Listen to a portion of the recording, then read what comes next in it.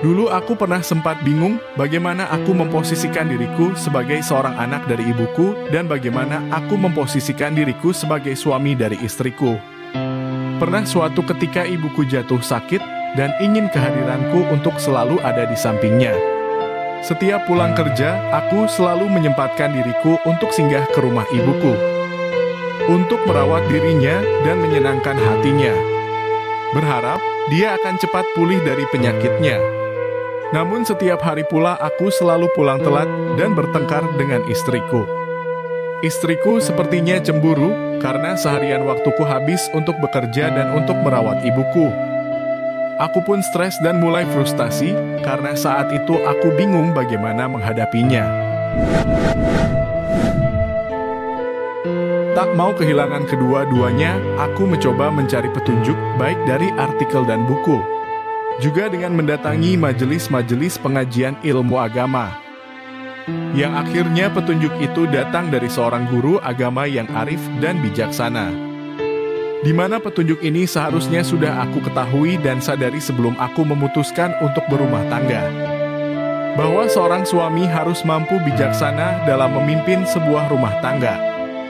Bukan hanya harus mampu memberikan materi kepada istri, tetapi juga harus mampu menjadi pemimpin bagi istri dan anak-anaknya. Di mana kepemimpinan seorang suami dalam rumah tangga juga harus didasari dengan ilmu agama, karena hanya dengan berilmu agama seorang suami bisa menjadi sidik, amanah, fatonah, dan tablik. Suami yang sidik adalah suami yang selalu transparan dalam segala hal rumah tangga, baik secara finansial ataupun non-finansial. Suami yang amanah adalah suami yang selalu terpercaya, baik dari perkataan dan perbuatan. Suami yang fatonah adalah suami yang mampu menyelesaikan masalah rumah tangga dengan arif dan bijaksana. Dan suami yang tablik adalah suami yang mampu mendidik keluarganya ke dalam perbuatan yang baik dan benar. Akhirnya aku menenangkan istriku dengan berkata-kata yang baik dan lembut, agar dia mengerti bahwa aku sebagai anak laki-laki harus berbakti pada ibuku sampai akhir hayatnya. Yang juga nantinya istriku itu akan mengerti bahwa hal itu akan terjadi setelah anak laki-lakinya berumah tangga. Kepada ibuku, aku tidak pernah menceritakan perihal rumah tanggaku seluruhnya.